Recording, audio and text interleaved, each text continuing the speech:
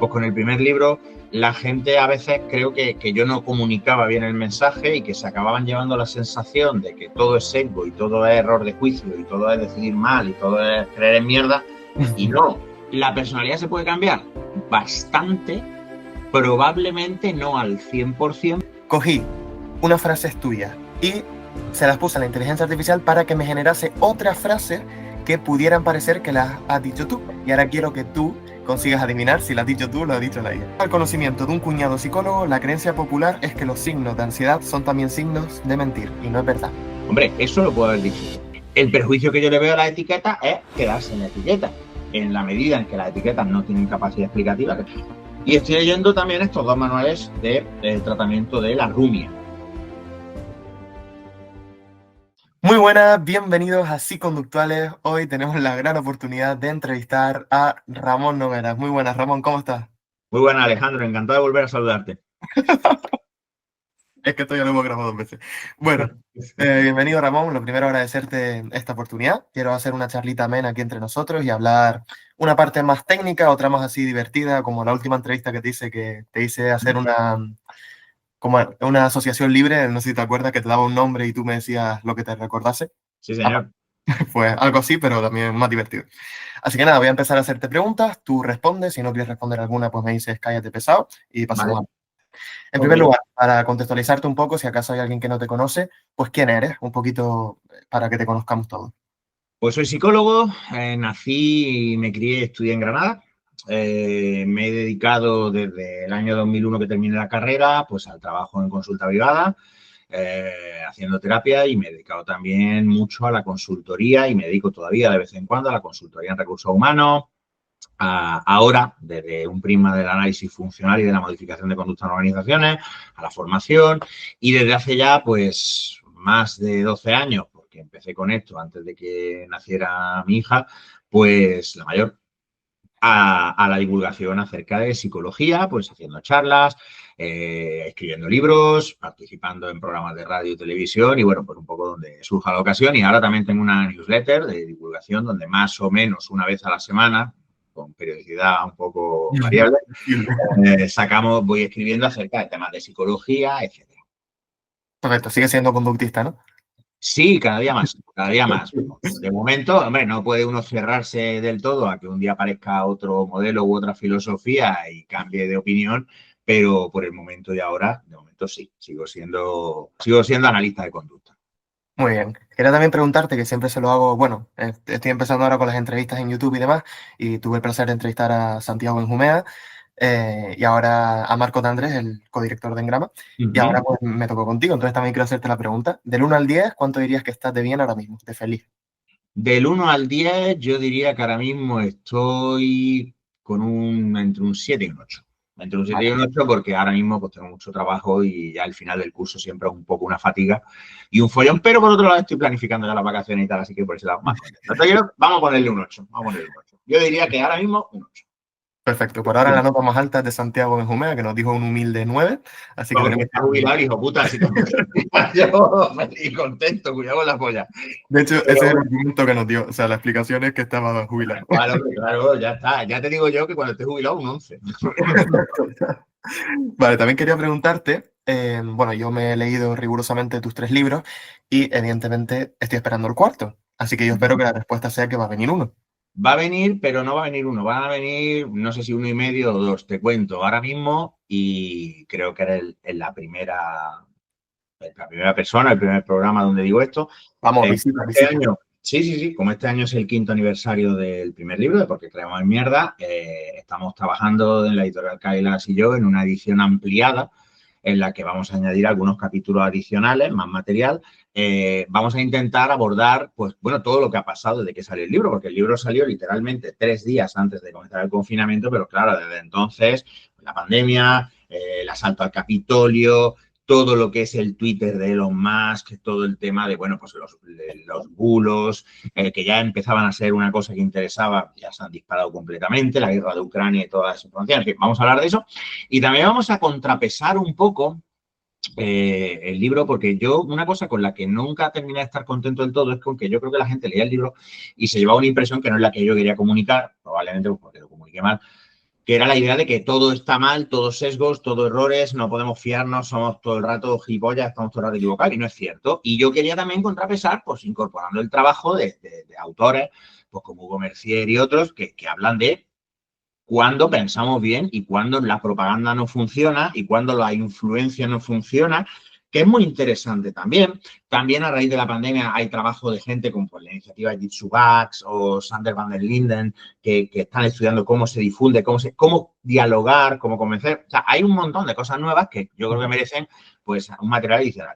Y eso quiere decir también que el cuarto libro, que en un principio era un libro sobre pues, relaciones de pareja, terapia de pareja, etcétera, pues se va a demorar, saldrá el año que viene, como en un principio estaba previsto, solo que saldrá más tarde en el año. Si todo va bien, la edición ampliada de Por qué creamos en mierda saldrá después del verano. Y si no me equivoco, y que me corrija Íñigo, mi editor, si es el caso, pues la del siguiente, que todavía no tiene título, pues saldrá también después del verano, o quizá a principio o después del verano de año 2026. ¿Vas a meter algún insulto en el título? Estamos trabajando en ello. Estamos trabajando en ello. La verdad es que el título es quizá ya a esta altura lo que menos me preocupa. Pero porque hay mucho trabajo, hay mucho material muy bueno. Además, hemos estado, bueno, tanto la experiencia profesional como el trabajo de desarrollar formaciones para psicólogos y tal, pues hay un montón de material y, bueno, pues pasa como con el tercer libro sobre análisis funcional, ¿no? Que hay tantas cosas que contar que el tema es que te dejas dentro y que te dejas fuera. Pero sí, en principio, la idea es seguir trabajando en ello. Oye, tengo que decirte el libro de por qué haces eso, que no lo quiero pronunciar porque YouTube está muy sensible últimamente. Ah, bueno, es por YouTube, vale. No. Por ti no iba a ser, no te preocupes. Te quería decir que es un Eso libro... quiere decir que yo si monto un canal de YouTube ya estoy vendido, ¿no? Porque ya no voy a conseguir que me den un chavo en la vida. Bueno, pues también está bien. Tampoco YouTube me cae bien. Pues ya está, pues entonces perfecto. Te quería decir que el libro ese es siempre que alguien me pregunta sobre un libro para empezar a iniciarse en el conductismo, es el que recomiendo. Porque Joder, es un honor muy grande, ¿eh? ¿Eh? Es un honor muy grande, No, la porque verdad hay es muchos que, libros muy buenos sobre este tema. tío, es que es un equilibrio perfecto entre enseñártelo bien sin perder rigurosidad. O sea, a mí me encantó cuando lo leí y te lo tengo que decir. La clave está en que hay manuales muy buenos, pero son manuales técnicos, ¿no? Pues para mí el manual de cabecera en este es el Roxanne, ¿no? El de análisis sobre cómo hacerlo, pero también hay libros buenísimos y clásicos como el de modificación de conducta de Martin y Pear, que era el libro de texto en la carrera. Está el libro de técnicas conductuales de Jorge Barraca, que es fantástico. Por supuesto, hay uno que salió hace relativamente poco de Baum, que está aquí, no sé si se ve, que es el de comprender el conductismo. Está aquí. Fíjate, si lo enseño a tu audiencia. ¿Veis? Detrás tengo el de Roxanne, ¿ves? Este de Baum, de Understanding Behaviorism, entender el conductismo. Hay muchos, pero claro, al final son manuales que están dirigidos al psicólogo y además me atrevería a decir que están dirigidos al psicólogo que ya está en el ajo. Exacto. Ya tiene un interés. Y luego, por otro lado, tienen los manuales de aprendizaje, ¿no? Pues el Cooper, el Pellón, los diferentes manuales de aprendizaje que tú puedes encontrar. Y yo, pues, quería hacer algo que sin profundizar en nada, porque además es que de verdad que si quieres aprender a hacer análisis funcional, al final del libro incorporo una lista de textos que ya son más de meterse ahí. Sí, quería despertar la curiosidad de que alguien que no sea psicólogo o incluso alguien que sea psicólogo y nunca se ha acercado al conductismo, que por desgracia es una realidad en muchas universidades y en muchos centros de formación de España, pues dijera, hostia, ¿esto qué es? Y que se diera cuenta también de cómo esta aproximación, pues a mi entender, es la más rigurosa, la más parsimoniosa, en el sentido de ofrecer una explicación real de la conducta sin tener que inventar objetos, entidades, estructuras que solo sirven para explicar eso. O sea, la explicación más sencilla, al principio que se suele llamar de parsimonia de la navaja de Occam, y cómo además influye en nuestras vidas, porque claro, tus oyentes estarán viendo esto en YouTube y YouTube, como todas las plataformas digitales que constituyen hoy día esa mezcla rara de redes sociales e Internet, está diseñada siguiendo estos principios del aprendizaje y la conducta, todos los aspectos de cómo se refuerza el que la gente comparta, se meta en follones, el botón me gusta, todas estas cosas que son cotidianas, son análisis de conducta. Bueno, a ver, hay análisis de conducta porque análisis de conducta es todo, porque análisis de conducta podemos utilizarlo para cualquier conducta. Pero lo que quiero decir es que están, de hecho, diseñadas por gente como PJ Fogg, que era discípulo de Skinner en persona, aunque luego en su libro Hábitos Mínimos que es el primo hermano de Hábitos Atómicos, que son dos libros muy conocidos, que son libros que hacen unas contorsiones tremendas para no hablar de conductismo. Son manuales de conductismo que hacen, o sea, BJ Fox inventa una nomenclatura para los hábitos que dices tú, porque no puedes poner discriminativo, respuesta y reforzador, es que no sé. Bueno, pues porque cada uno supongo que tiene que aproximarse a su rollo. Entonces, me honra porque si me dices eso, es que esa es la meta del libro. La meta del libro es justamente que alguien que no sea psicólogo o que sea psicólogo y no tenga ninguna noción de conductismo o que la tuviera y se hubiera olvidado, sea capaz de descubrir e interesarse por el análisis de conducta. Luego ya para aprender a hacerlo, pues ya hay textos mucho mejores que son ya textos manuales como completos y como está mandado. También te quería preguntar si tenías, bueno, si me podías decir una persona que admires tanto en lo personal como en lo académico. Uf. Hombre, pues es que hay un montón, la verdad, por Creo que suerte. difícil va a ser elegir una. Sí, es que eso es lo complicado. Pues mira, por ser una persona a la que tengo el gusto de conocer bien y ser amigo mío y ser cercano, te voy a decir, por decir uno, pero hoy va a ser mi amigo José César Perales, que es catedrático de Psicología de la Universidad de Granada y que hace un trabajo importantísimo en investigación sobre adicciones, y cada vez que voy a comer a Granada, quedo a comer con él y con otros amigos y con su familia y con mi familia, y mi hija han jugado con su hijo y tal, y que además es un tío que en lo personal es un modelo y en lo académico para mí también. O sea, si yo tuviera que poner una persona a la que yo admiro y estimo una barbaridad, José César Perales, pero ese es hoy, mañana podría ser otro, porque afortunadamente pues conozco bastante gente, tanto en persona como, pues yo qué sé, como Skinner. A mí Skinner, lo que he leído sobre él en su biografía y tal, a mí me parece que era una persona bastante decente, y luego pues académicamente, evidentemente, pues es un gigante, ¿no? Pero en lo personal, hoy te voy a decir José César Perales. Así que nada, si estás viendo esto, un abrazo. Te veo la semana que viene. Buena vía para comunicarte con él. Vale, y ya como última pregunta, así de antes de pasar un poco más a lo técnico, sí quería decirte, ¿hay alguna pregunta que siempre te ha gustado, o sea, que te hubiera gustado que te hubieran hecho en alguna entrevista y que nunca te la han podido hacer? Pues ahí por desgracia, te tengo que dejar un poco en blanco, porque la verdad es que no lo sé, porque me han preguntado tantas cosas que nunca me he quedado con la sensación de me habría gustado hablar más de.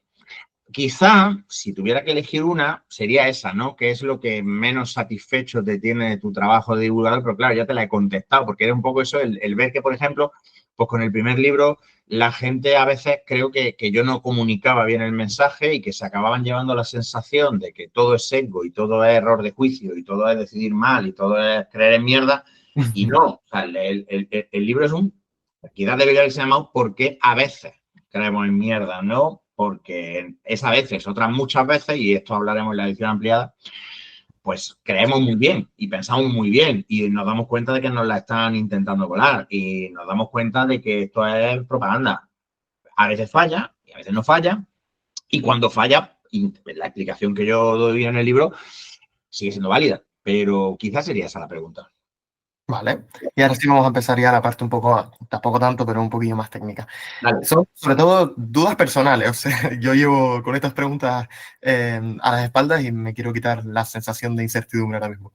Quería decirte, a ver si tú, no sé, teorizando un poco, ¿se puede cambiar la personalidad al 100%? Vamos a ver. Yo creo que, en primer lugar, depende mucho de la definición que hagas de personalidad, ¿vale? Y en segundo lugar, yo diría que la respuesta se aproximaría a un. Mira, cuando yo estaba en el instituto, en COU, justo antes del acceso a la universidad, porque ahora ya no hay COU, porque yo tengo ya unos años, yo tuve un profe de física, porque yo hice el bachillerato científico, que explicaba, y era una cosa que me gustaba mucho cuando hablábamos de los límites de la ciencia, que en puridad, al rigor, no es imposible que un vaso de agua en una ventana al sol en Granada en verano se congele. Pero la probabilidad es astronómicamente pequeña. Vale. Si nos traemos esto a la personalidad y definimos la personalidad como un patrón consistente a través de distintos contextos de conducta, pues, por ejemplo, si hablamos del Big Five, ¿no? Pues la extroversión es un patrón consistente en muchos contextos de conducta social. Se puede modificar. También creo, y sabemos, porque esto es un hecho, que venimos al mundo con un temperamento, con unas disposiciones. Esto es, no nacemos en blanco, sino que pues hay niños que son más nerviosos que otros, hay niños que son más sociables que otros, etc. Entonces, mi respuesta sería, ¿la personalidad se puede cambiar? Bastante, probablemente no al 100%, porque para eso se tendrían que dar unas circunstancias absolutamente extraordinarias en cuanto a pues, tener al individuo completamente aislado, en un entorno absolutamente controlado, etcétera, etcétera. Yo creo que en el entorno natural no.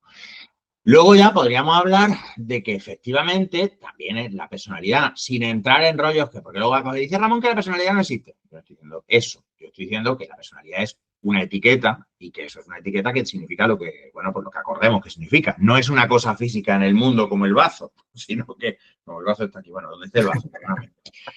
O como los pulmones, que estos están aquí. Sino que es una palabra que usamos para designar un conjunto de cosas, de conducta. Entonces, yo creo, porque yo tengo 2 niñas y mis niñas ya desde recién nacidas se empiezan a mostrar unos patrones de conducta diferentes y unas predisposiciones diferentes. Pero, por ejemplo, una persona puede empezar siendo muy extrovertida y al cabo de unos sucesos vitales determinados, repetidos, puede ser menos extrovertida, según la definición habitual de extroversión. La terapia ha mostrado que puede disminuir el rasgo de personalidad que se llama neuroticismo, que es la reactividad al entorno y que correlaciona positivamente con el riesgo de sufrir problemas psicológicos. Esto es, hacer terapia de conducta, eh, porque la terapia cognitivo-conductual es terapia de conducta, luego le puedes poner borla o lo puedes llamar como te dé la gana. Modificar las puntuaciones del neuroticismo de una forma moderada. Con lo cual sí se puede cambiar. Yo al 100% diría que es como que un vaso se congele, un vaso de agua se congele en un alféizar de una ventana en Granada al sol en agosto. La probabilidad es extremadamente baja, pero no podríamos nunca descartarla al 100%. Lo que pasa es que yo creo que se tendrían que dar unas circunstancias absolutamente anormales. Vale. Y si yo fuera, por ejemplo, tu consultante y voy a consulta por cuestión, porque me obliga, por ejemplo, soy un joven, ya sabemos lo que pasa con los jóvenes, una etapa muy difícil, y voy a tu consulta, obligado por mis padres, ¿tú crees que sin yo quererlo, oponiéndome férreamente al cambio, tú podrías producir cambios terapéuticos en mí? A ver, esta es una pregunta muy, muy, muy interesante. Si nos atenemos a la teoría, a priori yo debería ser capaz de poder encontrar comportamientos, por ejemplo, por mi parte, que puedan elicitar o evocar respuestas por tu parte que vayan en la dirección que yo quiero. Pero en la práctica, yo creo que si ese fuera el caso, mi prioridad sería intentar establecer una alianza, porque es que si no, la realización del trabajo va a ser muchísimo más difícil. Tú piensas que, por ejemplo, el análisis funcional requiere que la persona te proporcione información, porque lo que sería mejor, que es la observación directa de la conducta, normalmente no está a nuestro alcance, no podemos hacerlo. Entonces, claro, si la persona, por ejemplo, se opone y se niega a darme información sobre lo que hace, sobre dónde lo hace, cómo lo hace, etcétera, pues claro, es que yo tampoco voy a tener nada en lo que basar ninguna clase de intervención.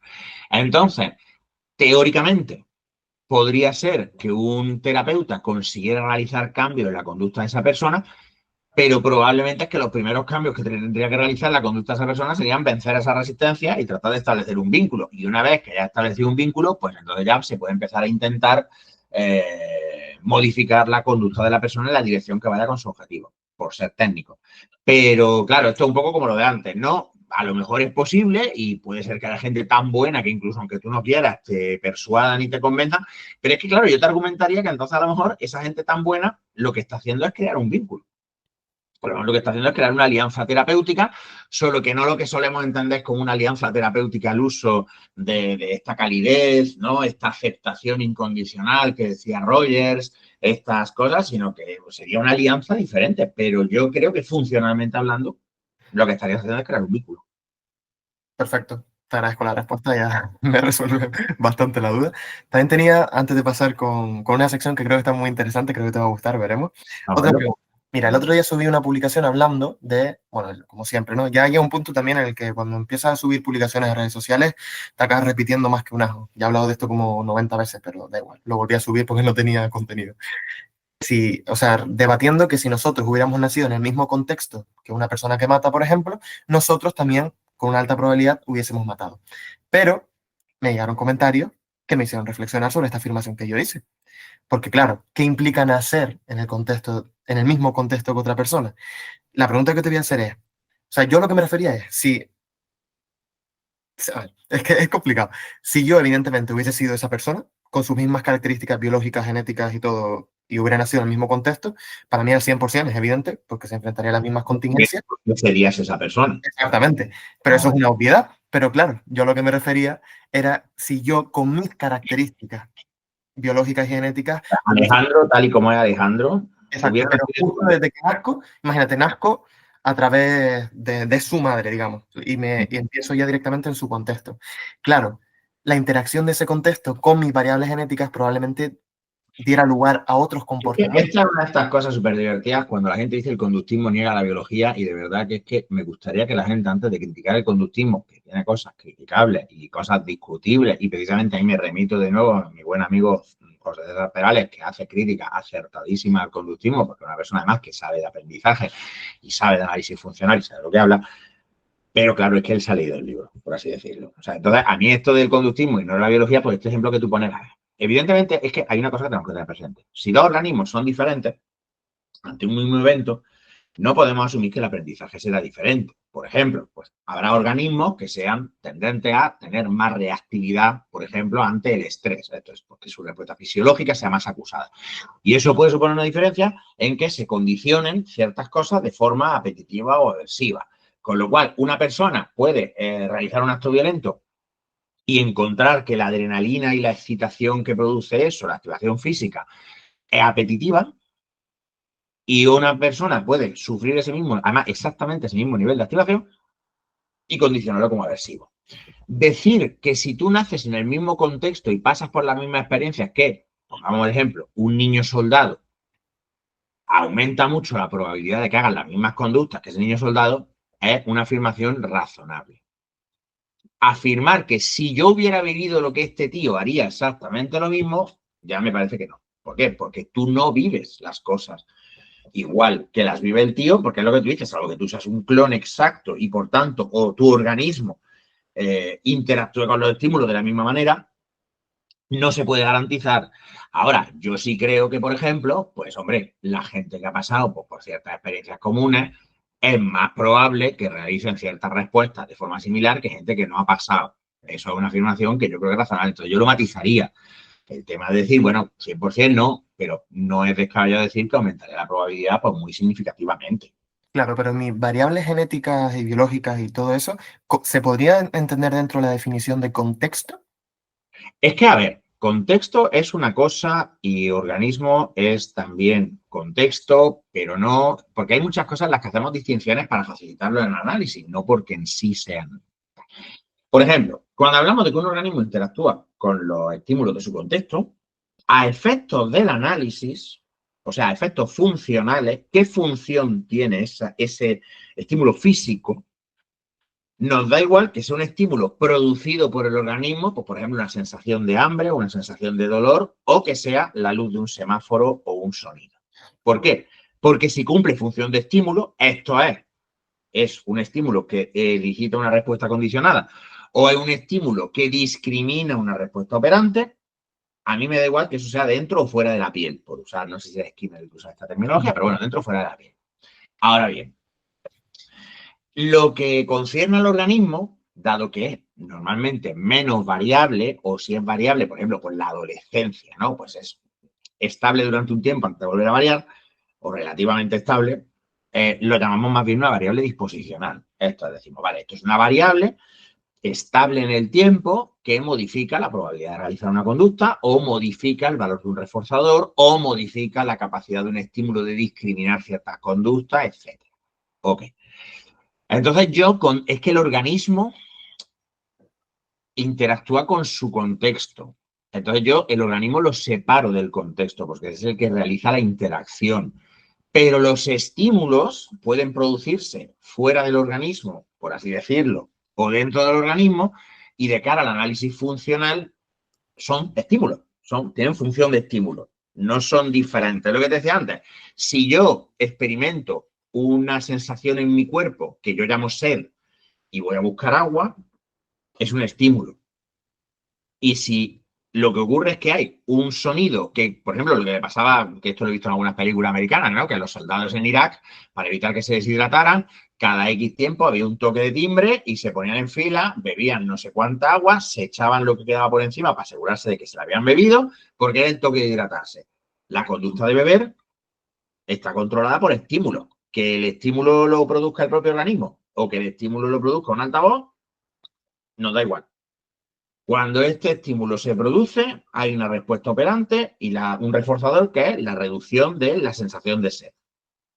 U otros reforzadores u otros consecuentes. ¿Vale?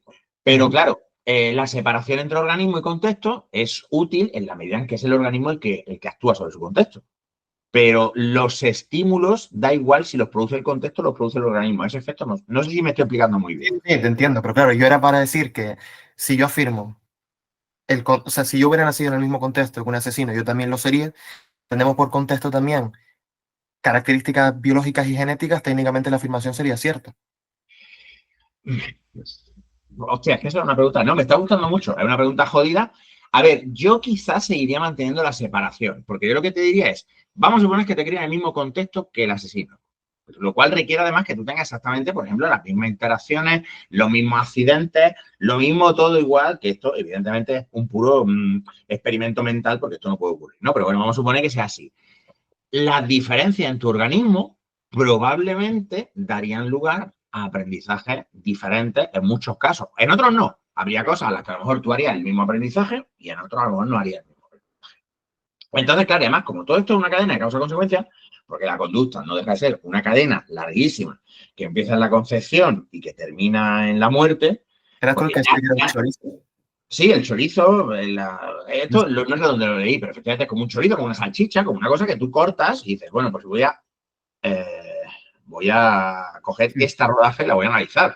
Pero tú piensas que nosotros empezamos a responder a estímulos ya dentro del útero, con lo cual tú empiezas a comportarte antes de nacer y te comportas hasta que te mueres. Claro, el hecho de que haya unas diferencias quiere decir que, por ejemplo, si hay un aprendizaje que el asesino realizó y yo no lo realicé porque para el asesino fue muy aversivo y para mí fue menos aversivo porque el asesino es más sensible al dolor que yo, o lo que sea, pues entonces a lo mejor otras conductas que el asesino había realizado en función de esos aprendizajes ya no se pueden realizar. Con lo cual, es lo que te digo, decir que aumenta las probabilidades de que yo acabe realizando conductas similares me parece una hipótesis razonable.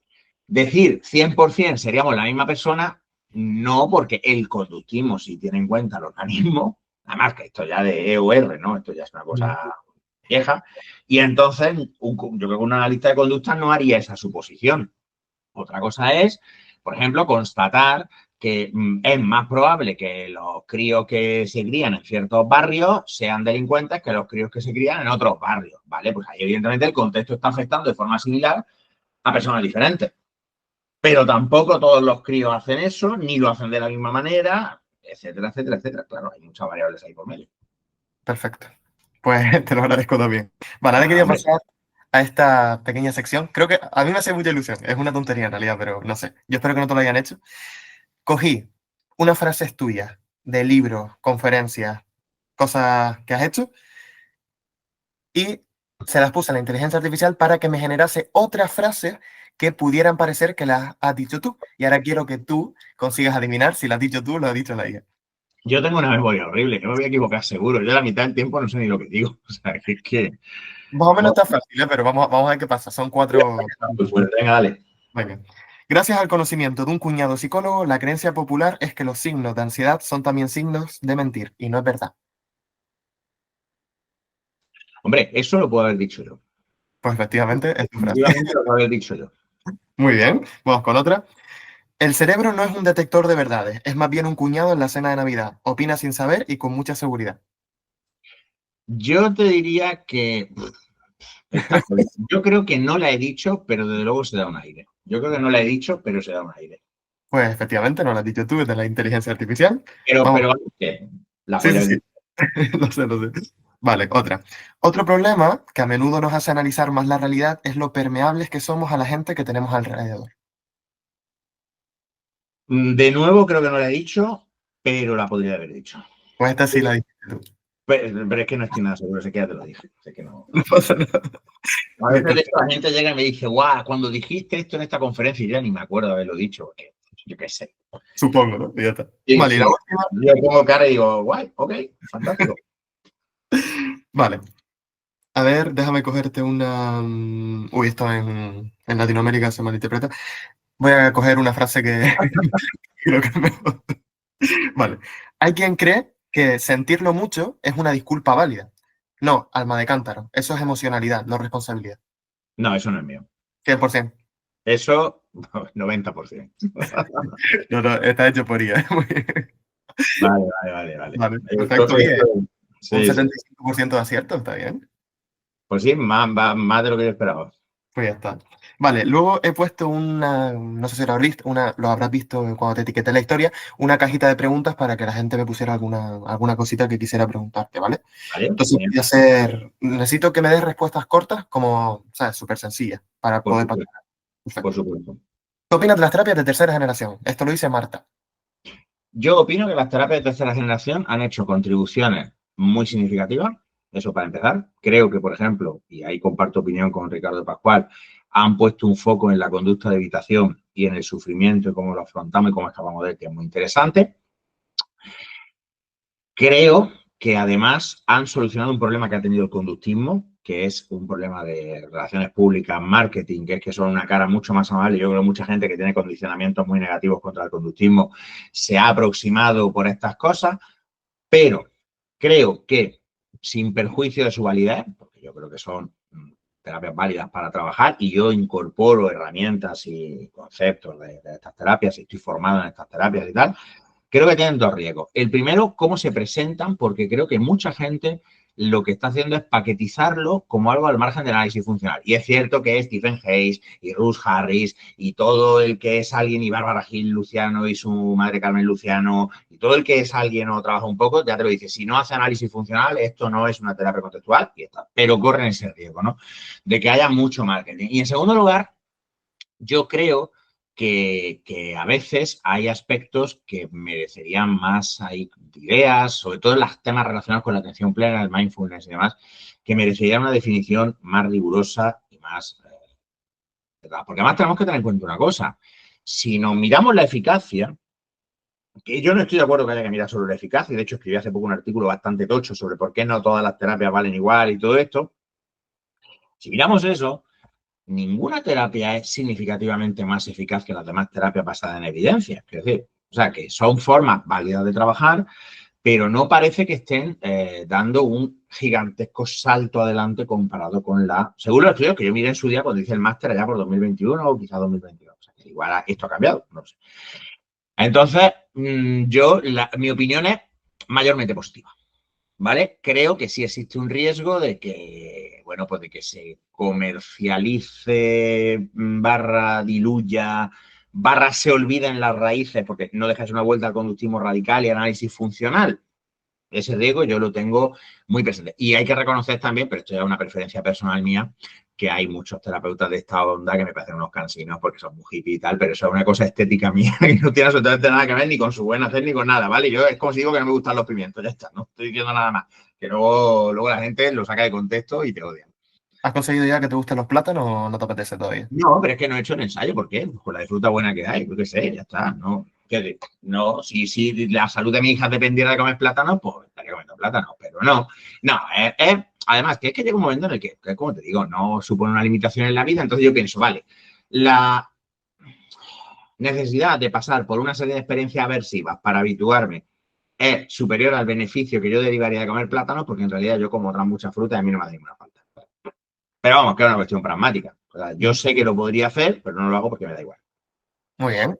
Nos pregunta Misael qué herramienta de persuasión ha sido más útil para los psicólogos. Yo supongo que se refiere, por ejemplo, a las que propuso Cialdini. Pues a lo mejor qué herramienta puede ser potencialmente más, no sé, A efectiva. ver, si hablamos de principios, efectivamente, pues todos los principios de persuasión son importantes para el psicólogo porque el lenguaje es nuestra herramienta y lo usamos todo el rato. Si quisiéramos hablar de técnicas, yo creo que las técnicas que tienen más que ver con el incitar simpatía, como por ejemplo el reflejo del lenguaje verbal y no verbal de la persona que tienes delante, las herramientas de escucha activa en cuanto a, no tanto la escucha activa per se, hacerlo así en plan manual sino simplemente el hecho de la importancia de estar presente con el consultante y eso y con eso generar en el consultante una serie de respuestas condicionadas apetitiva hacia ti. Yo creo que lo más importante, sobre todo, la herramienta más útil de persuasión, lo decía además, vuelvo a citar a María Jesús Frosán en un vídeo que hice hace poco con Engrama, es el adecuar tu lenguaje a la persona que... y esto tiene que ver con el principio de simpatía de Cialdini, el tema de que nos suele gustar más la gente que se nos parece más. Y ella lo decía muy bien, y yo hago suya mis palabras, porque es como también lo hago yo. Hay gente con la que eres muy formal y muy didáctico y muy cuidadoso, y hay gente con la que pues eres mucho más colegueo.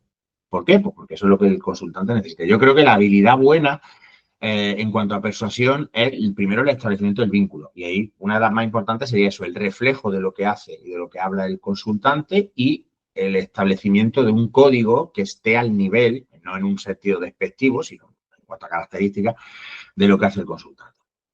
Perfecto. Espero responder la pregunta, porque no sé si me he ido por la rama. Yo creo que sí. ¿Qué futuro nos espera con la inteligencia artificial? Nos pregunta Avian.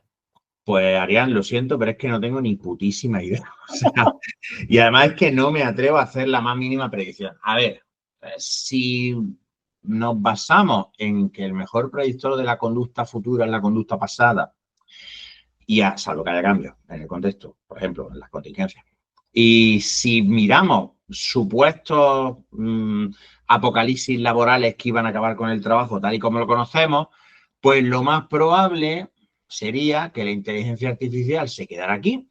La inteligencia artificial se convertirá en una herramienta más de uso en algunas tareas, pero no creo, por lo que se va viendo, que esto vaya más allá sobre todo de una burbuja bastante además peligrosa, porque de hecho hay autores que están ya advirtiendo que muchas de estas empresas como OpenAI son un pufo gigantesco que cuando explote va a provocarse una crisis pues, similar a la de Lehman Brothers que va a arrastrar a montones de personas porque se están invirtiendo cantidades masivas de dinero en una cosa que en realidad no está dando los resultados que se supone que dan. Y de verdad, por mucho que os lo digan, a mí me parece que hacer memes gilipollescos de Miyazaki, o ahora me parece que están de moda los que parecen un cuadro renacentista, o lo que sea, no es un avance tan significativo ni nada de eso, ni significa que nos estamos poniendo al nivel de lo que se llama inteligencia artificial de propósito general. O sea, una verdadera inteligencia con la que tú puedes conversar. Pero es que además, la inteligencia humana requiere un organismo humano, porque nosotros no tenemos una mente separada de un cuerpo. Entonces, si una computadora, un programa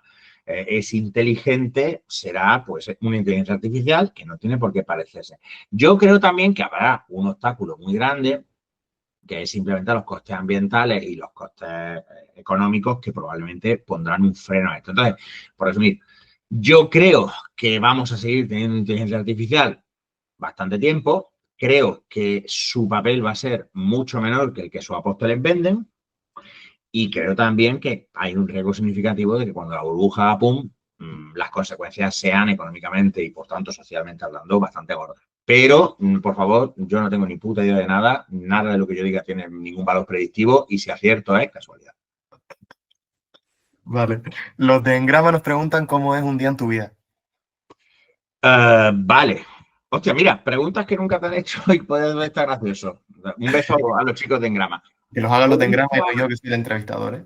Un día normal en mi vida, pues normalmente es despertarme más o menos sobre las 7, pastorear a las niñas para que vayan al colegio a su hora y entrenar en casa normalmente. Intento entrenar entre 3 y 5 días a la semana.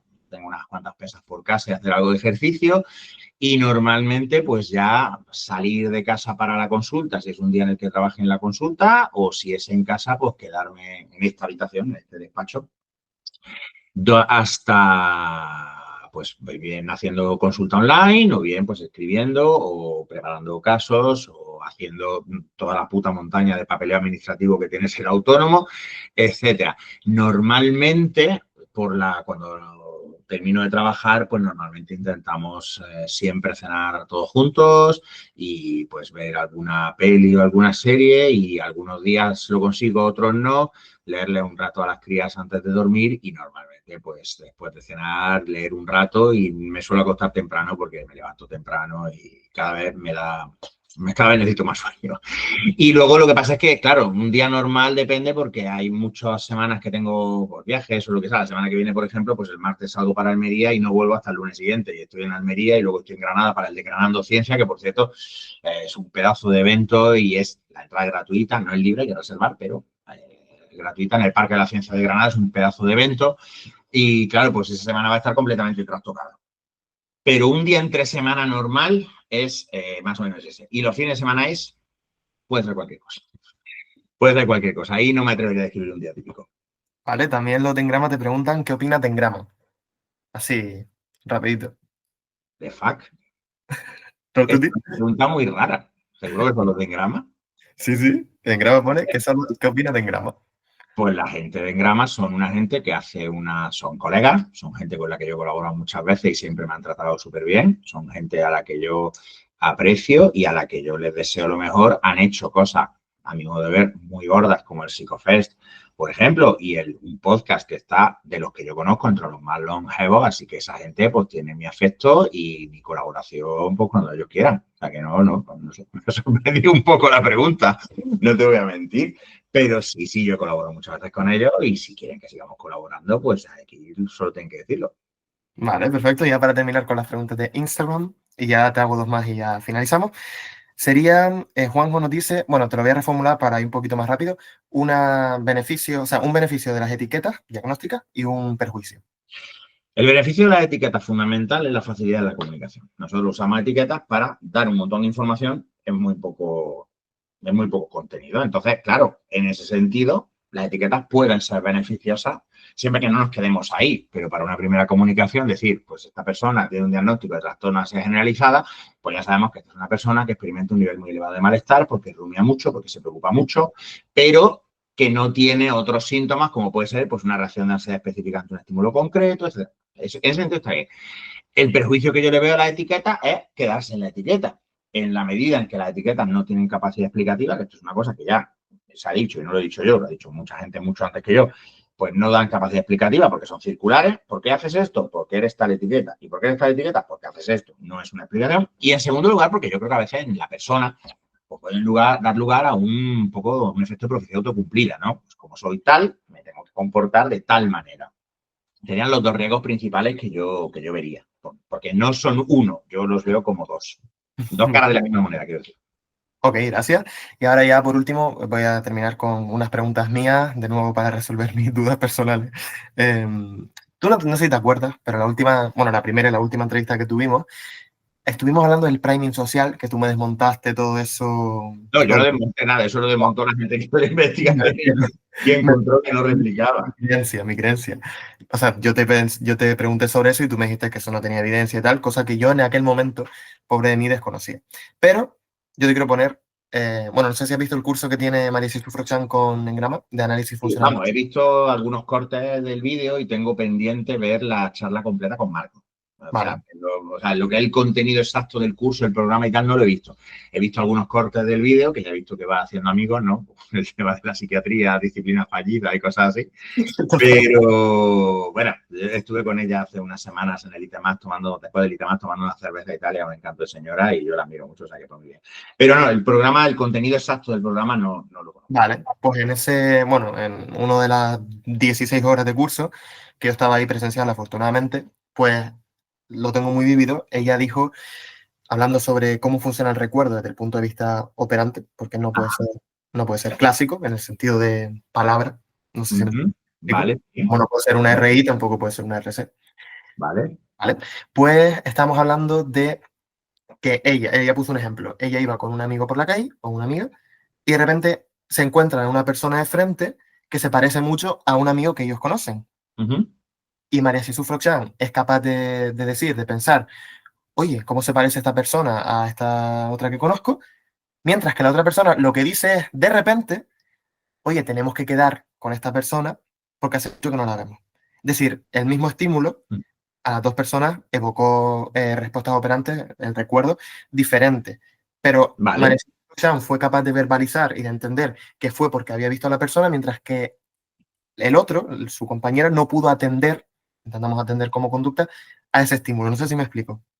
Yo creo que lo que está intentando decir es, María Jesús tiene una respuesta que además es capaz de discriminar, porque a mí me gusta mucho una definición de tomar conciencia, que me explicó Luis de Amores, que era que tomar conciencia es ser capaz de describir verbalmente, de discriminar verbalmente y decir, pues esto es así porque estímulo, o sea, y a veces lo que podríamos llamar inconsciente, en el sentido de no he sido consciente de hacer esto, es que yo emito una respuesta, pero no puedo describir verbalmente la contingencia que voy a dar. Entonces, quizá en este caso lo que me estás diciendo es, María Jesús emite una respuesta operante de la que es consciente, esto es, esta persona es un conjunto estimular que se parece a este conjunto estimular, que es mi amigo, y me digo a mí mismo, aquí hay una similitud, mientras que, si entiendo bien lo que me has contado, su amigo tendría una respuesta que casi parecería más más pavloviana, más condicionada de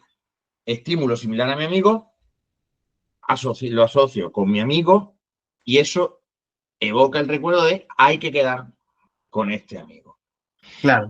En ese caso, a lo mejor la cadena funcional sería ligeramente diferente, pero creo que en ambos casos son respuestas operantes. Pero relacionándolo con lo del priming social, ¿Vale? no, es que claro, yo cuando escucho eso digo, claro, puede pasar perfectamente. Pero la persona no estaría siendo consciente del estímulo, pero aún así ese estímulo estaría produciendo una respuesta. Entonces, ¿por qué no puede ocurrir? Vale. ¿Entiende ya por dónde voy? Está genial, lo veo. Claro, aquí viene el matiz. El problema con el priming social no es que no exista o no pueda existir una modificación en la respuesta. Por ejemplo, uno de los experimentos clásicos de este tema que no han conseguido replicar es uno en el que tú expones a la gente a estímulos relacionados con la edad anciana y esa gente empieza a andar más despacio. El problema con la replicación de ese efecto no es que no exista, ni que John Bark se lo inventara necesariamente, ni nada de eso. El problema es que luego, cuando se ha replicado, se ha intentado replicar, no se ha encontrado ese efecto, ese tamaño de efecto. Ahora, eso no niega que pueda haber personas que hagan o que se puedan ver en un momento dado afectadas de esa manera por un estímulo. Lo que ocurre con el premio social es que el premio social te dice esto es así. Si yo te pongo música francesa, tú compras pino francés sí o sí. Y entonces, claro, ahí es donde el analista de conducta dice, perdone. Ojo, que el analista de conducta, si se hiciera una réplica y otra, y vieras que efectivamente hay un efecto considerable y que realmente las probabilidades aumentan muchísimo, pues el analista de conducta diría, hostias, pues aquí hay una serie de procesos pavlovianos, operantes, vete tú a saber, yo me inclinaría en este caso más bien por pavlovianos, ¿no? Que hacen que la persona pues prefiera pedir vino francés o ande más despacio, lo que sea. El problema es que el tamaño de efecto no se da. Pero claro, es como lo del sesgo de confirmación. Hay un artículo súper controvertido de hace ya bastante tiempo, en Psychology Today, que lo vi hace un montón de tiempo, diciendo que el sesgo de confirmación era sesgo de confirmación. En el sentido que cuando se intentaron replicar los experimentos originales que dieron lugar, es que ahora no me sale el nombre, a esta descripción de este fenómeno, pues no habían replicado correctamente todo esto cuando estaba en mitad de toda la crisis de replicación y todo el quilombo y no sé qué. Y el problema está que cuando tú te lo mirabas, efectivamente no se encontraba este tamaño de efecto. Esto es, el sesgo de confirmación no afectaba tanto a la gente como en la investigación original. Pero eso no quiere decir que no haya un efecto. Eso quiere decir que el efecto no replica en magnitud. Pues si el efecto era, pues eso, había gente que efectivamente tendía a estar secada hacia la información que confirmaba su expectativa. Pero, o mejor dicho, había gente que era más resistente a modificar su opinión frente a información que contradice su expectativa. Pero no tanto, no tan reticentes, no tantas. Pero claro, hablamos de efectos estadísticos. La cautela que tenemos que tener es esa, que al final los efectos estadísticos no se pueden generalizar a un individuo. Si yo a ti te digo que el 80% de las personas que tienen tal enfermedad sobreviven, a mí eso no me dice, ni a ti, nada sobre si tú estás en el 80% que sí o en el 20% que no. Hombre, sí, las probabilidades están a tu favor, pero eso al que está en el 20% no le sirve de nada. Al que está en el 20%, de hecho, al que se muere, le da igual si tenía un 20, un 50 o un 1. Se ha muerto. Con estos experimentos, claro, el usar estas herramientas estadísticas, que por supuesto son herramientas válidas y que por supuesto deben ser parte de nuestro arsenal, es precisamente eso, que tener un efecto no equivale a todas las personas en todas las circunstancias hacen esto. Lo que quiere decir es que se encuentra que, por ejemplo, los experimentos clásicos de conformidad de Ash. Pues los experimentos clásicos de conformidad de Ash además de que también les han dado meneos, porque es que en aquella época la metodología era campilla, está el tema de que luego, incluso en esos experimentos, había un porcentaje de gente que no pasaba por el aro. En los experimentos de Milgram famosos, 2 de cada 3 personas tienen descargas letales. Ya, pero 1 de cada 3 no. ¿Qué es lo que nos dice esto? Sí, ante la autoridad es más probable que una persona haga cosas que a lo mejor no haría según sus reglas de conducta, etcétera, etcétera.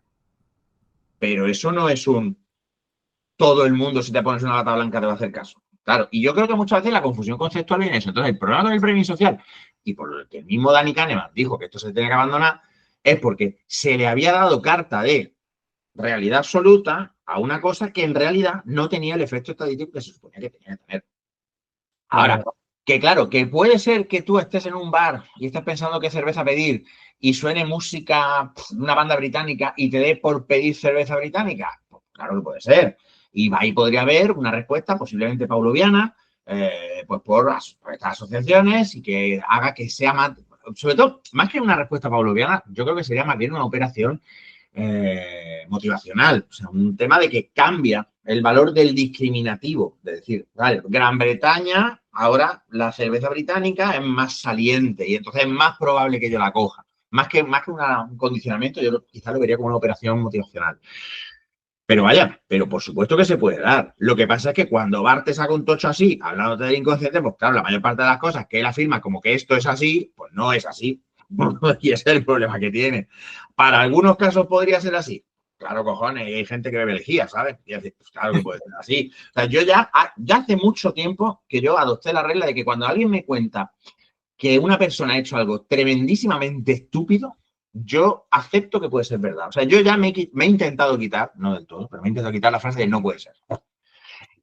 Porque la conducta humana es infinitamente variada.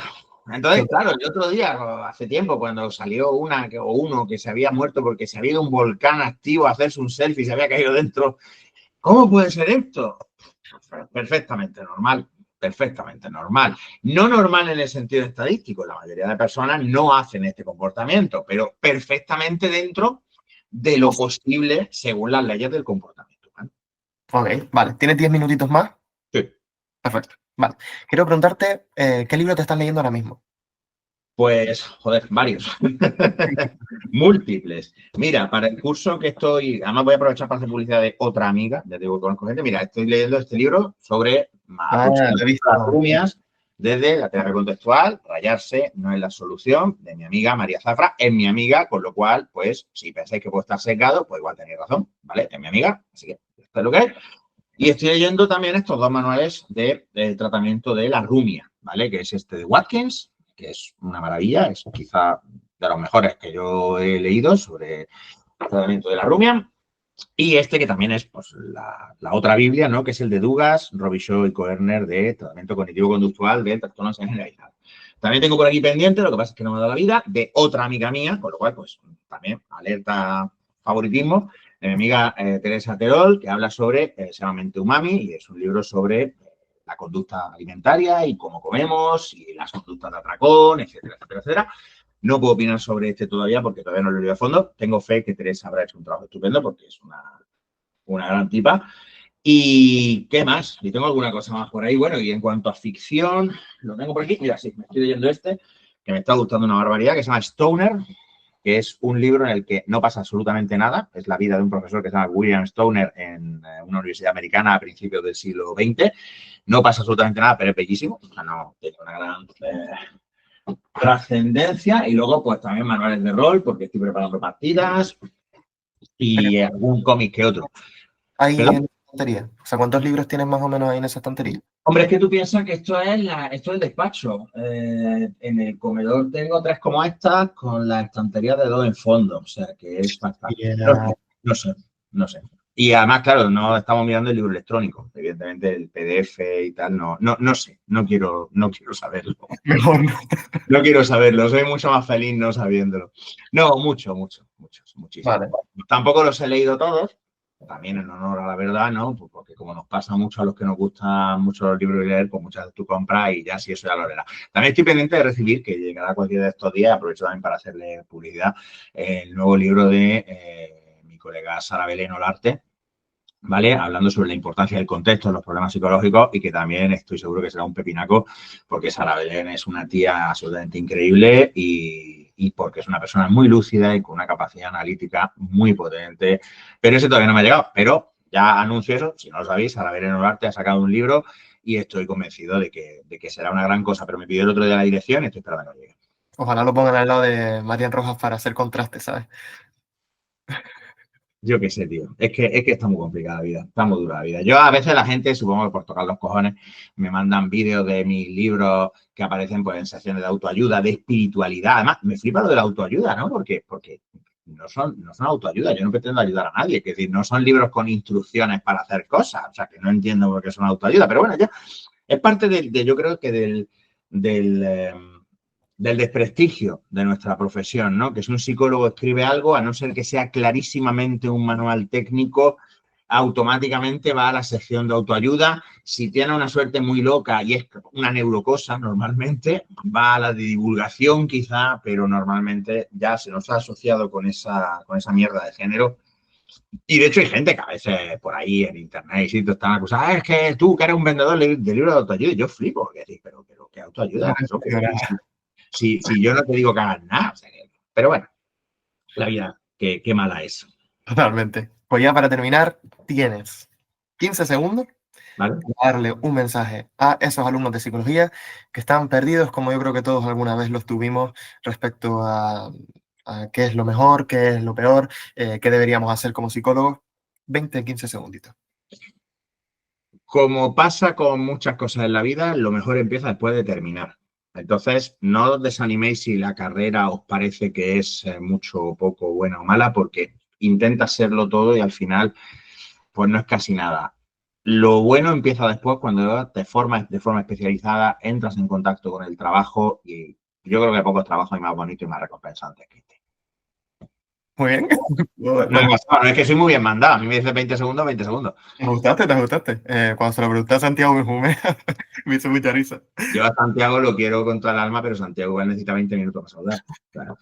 Es un grande, un grande. Ramón, de verdad, y te digo de corazón, muchísimas gracias. Me lo he pasado muy, muy, muy bien.